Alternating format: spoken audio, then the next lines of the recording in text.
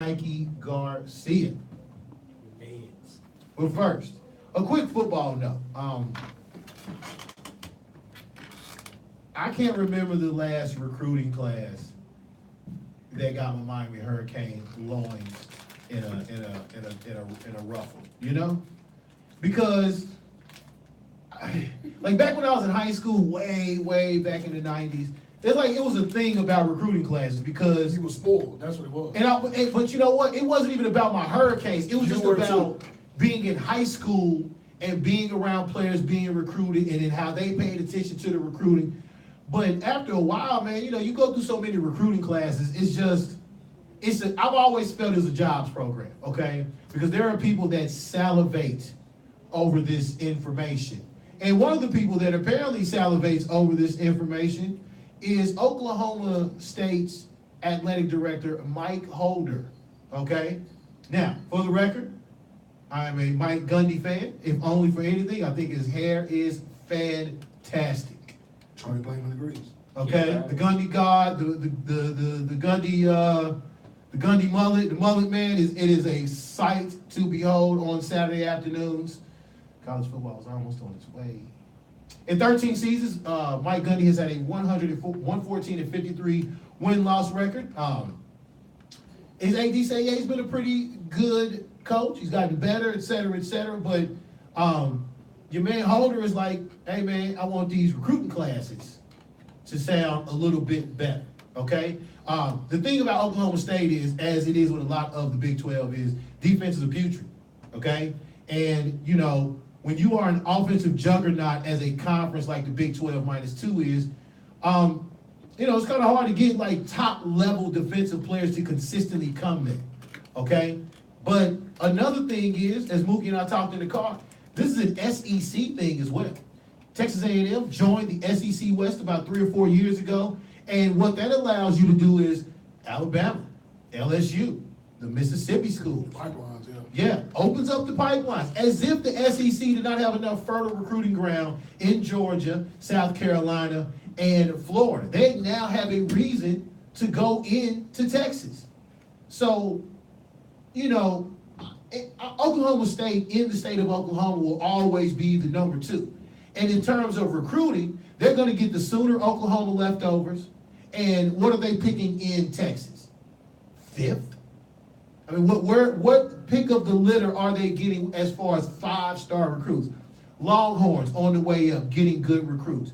TCU will have a foothold in the recruiting area in DFW. Houston, Oklahoma comes down to Texas. See Kyler Murray to recruit. And like we said, LSU, Alabama, Auburn, just the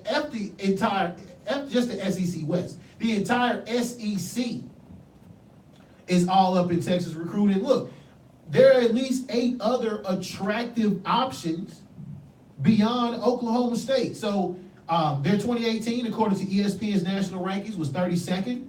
Previously were 35th, 46th, 34th, 28th, and 27th.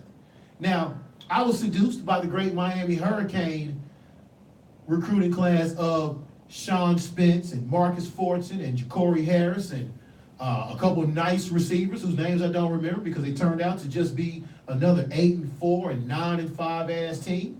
So listen, we are putting a lot of trust into some 17 and 18-year-olds. The youngest member in this room is a 28-year-old, and he damn sure don't trust the day-to-day goings of 17 and 18-year-olds. So that isn't, trying to project them for 2 to 3 years, that's a pretty difficult thing. Yes, Chris. I think the issue is this with recruiting. We got social media now. There's highlight tapes that float around. Because you got to think about this. Let's just reverse back to when Reggie Bush was getting recruited. We saw highlight films of him and Randy Moss. Just man, you got lucky on TV one day and you saw this video. Like when you guys were getting Santana Mosses of the world, Andre Jones, you just saw film. You didn't really get a chance to go on social media where they can debut themselves, these kids on commercials. Like, think about it a few years ago. You remember the Adidas commercial when they had the Quick Stone Live? When they had the high school kids on there that could run really fast? Jimmy Brown, they had a guy, what's the former coach at Texas A&M? He was in there. He was just shocked at how quick the kids were. I just think that's what it is now. And it's an unfortunate thing because I get it, but I mean, at the end of the day, you should know this already. If you're Oklahoma State, I mean, now Oklahoma State's got lucky over the years. They got the Justin Blackmans of the world who panned out college-wise, Dez Bryant, even Brandon Wheaton. Brandon Wheaton was a good college quarterback. This last kid they had, Rudolph, he was a good quarterback in college. So you get lucky, but the thing is this, like, I just find it weird because, like, I know schools like Miami was always a team that you say, you know what, here's this kid, you're going to put him on the team. It don't even matter if there's a tight end before him. He's going to sit there and wait because there was a point in time where they just stacked talent. And I think that's where you're getting that to the point because, like, there was a point when you had Kellen Winslow, then you had Jeremy Shockey, then you had Everett. You had all these tight ends in order. The running backs, you went from Frank Gore to Willis McGahee, Clinton Portis. You had people stacked up. And that's the point where you're waiting on the next year to come start next year. And I also think the fact that it's just more teams in the recruiting game, okay? A lot of these teams, whether good or bad, whether through good or bad intention, are thinking that college football is the come up. And in a world where you're trying to get out of college football by 3 years or 2 if you redshirt, you need playing time. We need to see you as a freshman, and we need to see you ball in order for you to get on our board. So a lot more options in terms of playing time has been made available. Look, this is a simple thing. So y'all remember at the beginning of the 30 for 30 Pony Excess? Yes. And Brent Musburger was talking about how, when we headed to the office in downtown Dallas and, the Texas guys were talking about their win and the Baylor guys were talking about their win. It's a big pissing contest. Mike Holder wants to go to the clubhouse, say, yo, look at my top 10 recruiting class. While all his other homies from more, from better colleges, alumni, maybe his Sooner homies, is like, who are you? Yeah, because like seriously, who are you? Yeah, because even in that whole thing with the SMU was like, okay, they hadn't been like a great team in forever during that point, and all of a sudden here they go. You not only did you it all started with Craig James. When they got Craig James, everybody was like, okay, they got lucky, and then all of a sudden here comes another running back, and it's like, how the hell did you get Eric Dickerson? Then they brought on Scandal because then it's like, he ain't coming there to play football, bro, because y'all wouldn't win enough. Because if you look at the recruits that year, it was the same thing, and the same thing happened with Michigan. Because I remember at one point in time when Michigan had got Braylon Edwards, then all of a sudden here comes Mario Manningham, and we're like, holy God, all these wide receivers are going to Michigan. I think it's just a thing where players are looking at where these guys are getting drafted from. Because you got to think about it now. If you look at the league now, it's kind of weird. These receivers are coming from no-name schools. These players are coming from no-name schools. And that's exactly the point. Because listen, I can get on at Buffalo and offer up some playing time. I can go, think about like college football outposts we've never heard of, okay? You can go get playing time. And as Chris said, with the advent of social media and just video period, like back in the day, you could say, hey man, you're going to play for Nebraska, bro. You're going to be on ABC every Saturday. I'm sorry, like the last time I checked, I can't think of a game I can't find on a screen somewhere. So you can't even use the advantage and promise of playing on TV, because everybody playing on TV. And most schools got their own channel. And most schools and conferences have their own channel. BYU has a network, boys and girls. Wait, what? Yes. When that happened? Yeah, A couple years ago. Yeah, Check your cable line up. I'm sure, as you was an AT&T DirecTV guy, you'll see the BYU network. And they kind of like the Longhorn network, they get maybe 2 or 3 home games a year. And I wonder what guys start doing. I'm going to pass over to Don because he's a Michigan guy, but I wonder will guys start taking this route?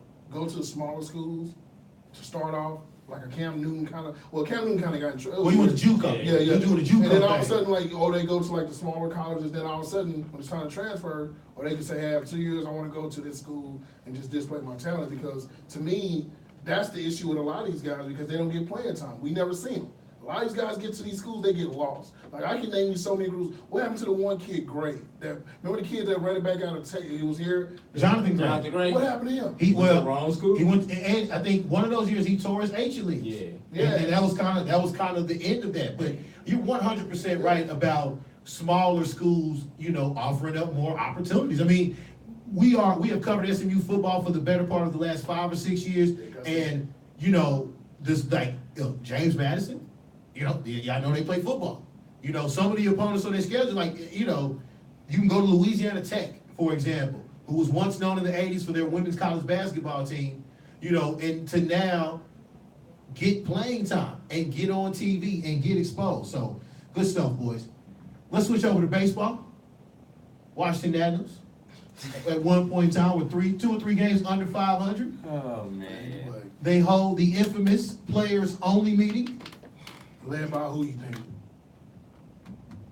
I assume it's either Zimmerman or Scherzer, because I assume Strasburg. they're the leaders of the team. I don't think Strasburg is. Like, if anybody's going to speak up on that, it was going to be Scherzer or Zimmerman. And I'm thinking it's Zimmerman. Yeah, because he is the he do right guy. He's trying to beat up Rice his rookie year. Oh, yeah, that's right. So, they're not hitting. Okay? You know, not even Bryce Harper is hitting. You know, Zimmerman is cooled down. They got a sweep of the Marlins, and you know, I guess the perfect tonic to come out of a players only meeting is a weekend series with the Marlins. Chris, how many Florida Marlins can you name? Because I flashed back from last year. I was about to give you Ozuna and all these guys. So, man, I would go David Paulino. He's a pitcher, of course. Okay. TJ Real Montuno is the catcher. Okay, Real Muto is still there? Okay, there's 2 I know. There's no Starling Castro, of course. Oh, God, the big third baseman. I can't think of his name. He's pretty good. Man. See? Only one They traded all their talent. Because they think about it, last year, this is the same team that had D. Gordon, Giancarlo, and Ozuna all in the outfield together. Yeah, and see, here's the other thing. I only know Lewis Brinson, and I only know him because he was in the Rangers farm system, and he's the one that got the hit off your boy meathead Sean Strickland, who then Sean Strickland went to the back and pulled a LeBron No, did you see? and broke his hand. Did you see Carlos Gomez? I saw him do the water. He did his Big Poppy impression. He banged the water cooler. You didn't see that? He hauled off on the water. He hauled off on it.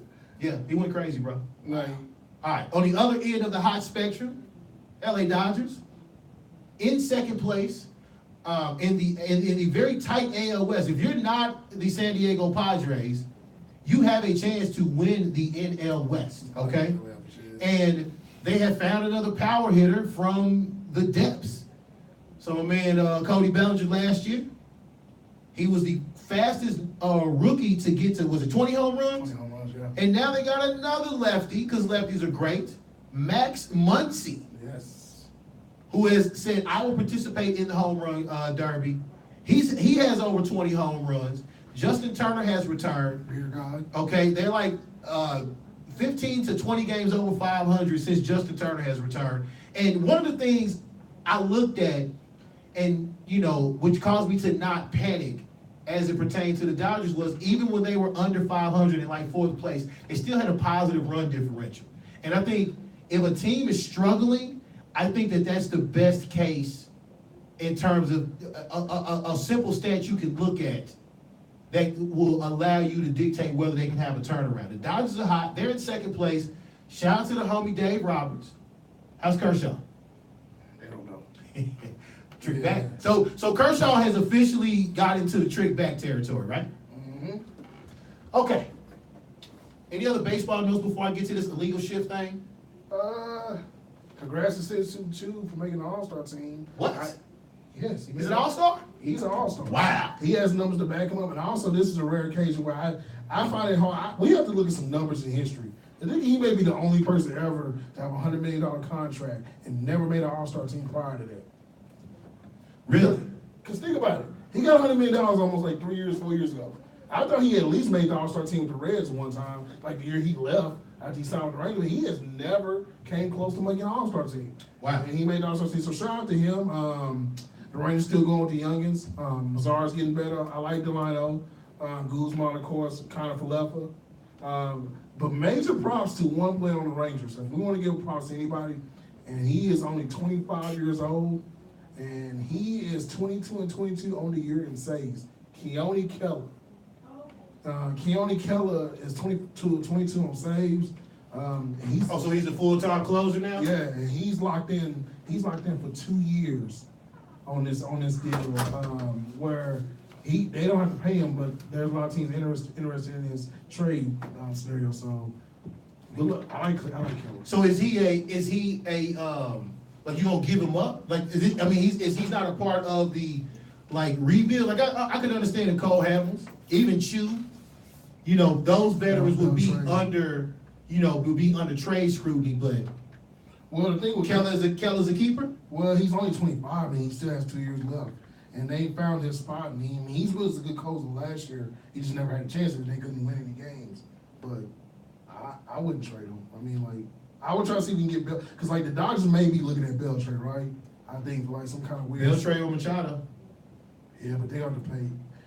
If you're Baltimore, what do you do about that? Do you I want a ransom. They're going to be the only. Did you see her about that? They're going to be the first team to lose 100 games this year. I'll negotiate. I'm negotiating as much as I want until I don't have to, okay? Because it's interesting that the Dodgers are saying, we'll give up prospects for the rental. We don't see, nobody's, you notice how in the Kawhi situation, nobody's talking about renting Kawhi.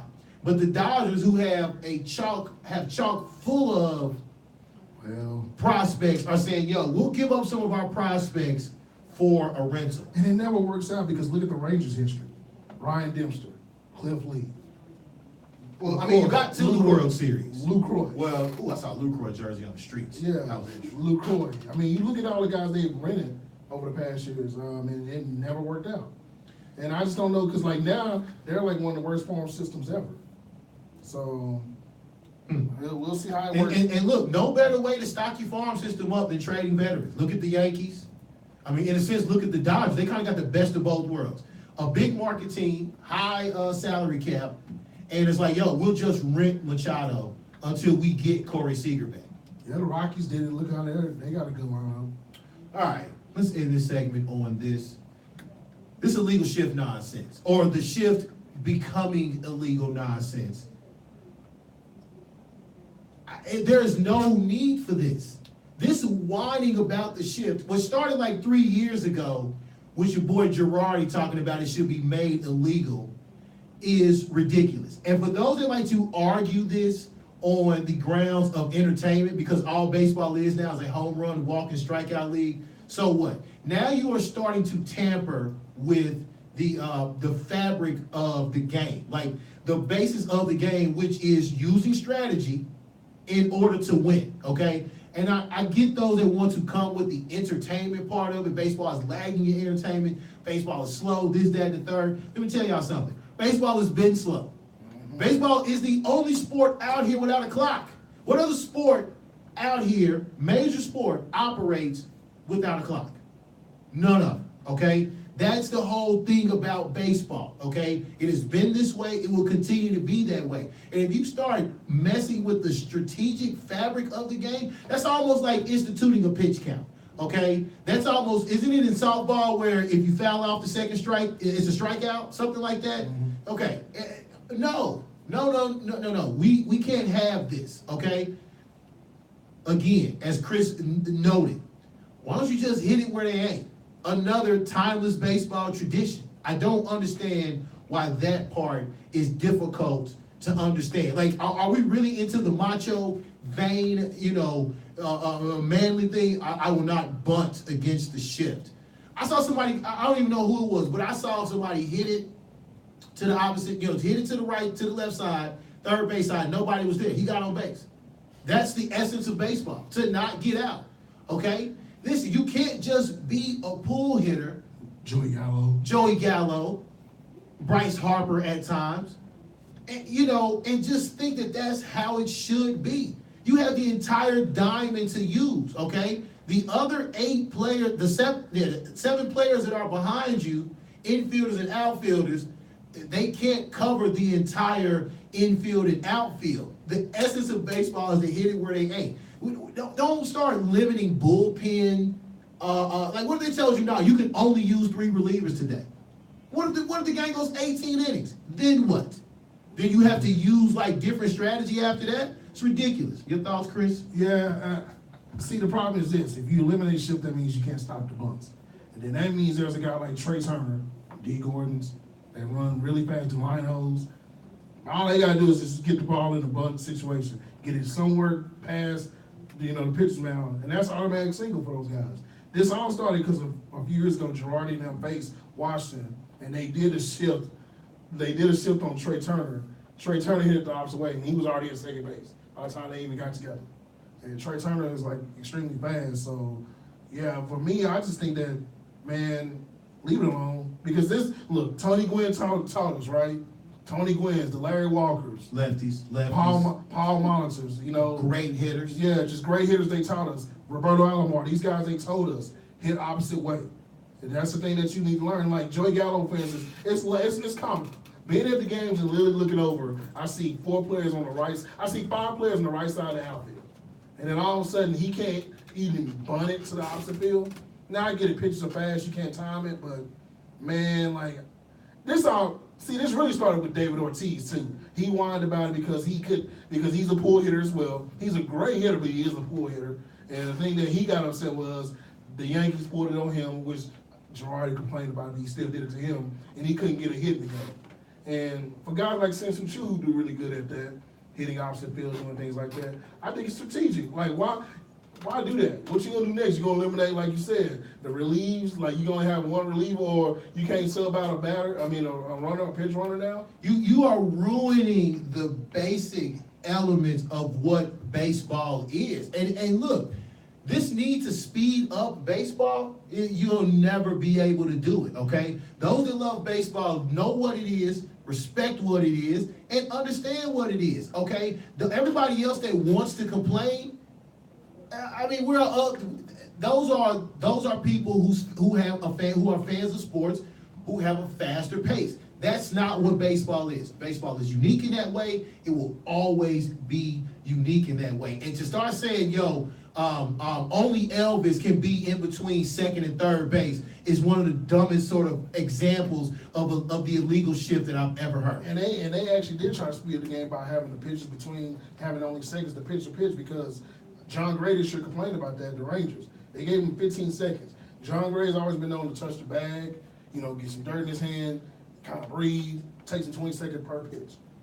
Now he has only 10 seconds to really get a pitch off. So I just think that that's a little weird for me. Baseball it's a unique sport, and like if you can't watch it, that's your fault. But you gotta understand it; it's a time-consuming thing. And I've seen games go by really fast, and I've seen some that go slow. But at the end of the day, it is what it is. Like, what did we want? They complained about the balls being juiced, right? That's what we want. They want the drugs and the PEDs back in baseball. We want 1998 all over again, except we don't want to know about it. And then when Robinson Cano gets busted, we're all up in arms like, oh my God, how dare he F with the sacrilege and the sanctity of the game. No, man, y'all mad because where's that GIF that Chris just showed me, where all 4 infielders was between second and first base. Bro, that's an easy bunt. Make the pitcher play defense. He's a positional player out there. And most times when they do that, as Bannister had put it, whenever there's a shift, the pitcher always pitches to the inside of the shift to force you to hit that way. Strategy. Sounds like strategy to me. Yeah, so make them throw strikes. And my dad is 100% right. You wanted your next 400 hitter, you should have let Tony Gwynn, the great Tony Gwynn, hit against the shift. Okay? Like his spray zone would be everything to left field. Yeah. Everything would be to left field. Yeah. Like, what could you shift on Tony Gwynn? No, you couldn't shift on Tony Gwynn. You wouldn't be able to shift on guys like him, Will Clark, those kind of guys that hit like that. They hit in the gaps. And that's the thing that I don't get, because that's something like, and I hate to be that old guy. Be the old guy, because I sound like an old guy right now. To say, well, you're not teaching these players how to hit, but like, what happened? I remember like back then, like the shift wasn't a big deal. Like you wasn't gonna shift against certain guys. I blame RBI baseball. And I also blame the fact that, they try to take the power away. Now guys are naturally bigger and stronger, so they pull. Guys pull the ball now. Like, I don't know too many pure hitters in baseball anymore. Like, think about this. The guy, Cabrera. He's considered one of the best hitters in baseball, right? Yeah. But he also is a power hitter. Yes. He's a combined both. Josh Hamilton, great hitter, but guess what? He's a natural power hitter. Your boy Ohtani, natural power hitter. Great Ohtani. And he's a natural power. Mike Trout, great hitter, but guess what? He is for power. Do they shift against Mike Trout? He can, because I dare you. Because he runs fast. Yeah. Because he's awesome. Yeah. All right. Let's take a break. When we return, we will get to the fight portion of the show and complete UFC 226 recap. and a couple of boxing notes. And yes, Chris and I will be angry